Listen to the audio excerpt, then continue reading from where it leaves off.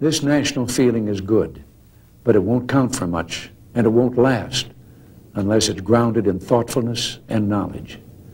An informed patriotism is what we want. And are we doing a good enough job teaching our children what America is and what she represents in the long history of the world? Those of us who are over 35 or so years of age grew up in a different America. We were taught very directly what it means to be an American. And we absorbed almost in the air a love of country and an appreciation of its institutions. If you didn't get these things from your family, you got them from the neighborhood, from the father down the street who fought in Korea, or the family who lost someone at Anzio. Or you could get a sense of patriotism from school. And if all else failed, you could get a sense of patriotism from the popular culture. The movies celebrated democratic values and implicitly reinforced the idea that America was special. TV was like that too, through the mid-60s. But now we're about to enter the 90s, and some things have changed. Younger parents aren't sure that an unambivalent appreciation of America is the right thing to teach modern children. And as for those who create the popular culture, well-grounded patriotism is no longer the style. Our spirit is back, but we haven't re-institutionalized it.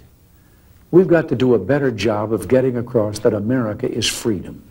Freedom of speech, freedom of religion, freedom of enterprise, and freedom is special and rare. It's fragile. It needs production.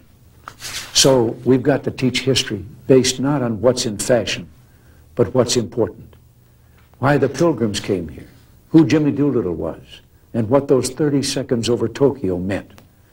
You know, 4 years ago, on the 40th anniversary of D-Day, I read a letter from a young woman writing to her late father, who had fought on Omaha Beach. Her name was Lisa Zanata Henn, and she said, "We will always remember, we will never forget what the boys of Normandy did." Well, let's help her keep her word. If we forget what we did, we won't know who we are. I'm warning of an eradication of the American memory that could result ultimately in an erosion of the American spirit. Let's start with some basics. More attention to American history and a greater emphasis on civic ritual. And let me offer lesson number one about America. All great change in America begins at the dinner table. So tonight in the kitchen, I hope the talking begins. And children, if your parents haven't been teaching you what it means to be an American, let them know and nail them on it. That would be a very American thing to do.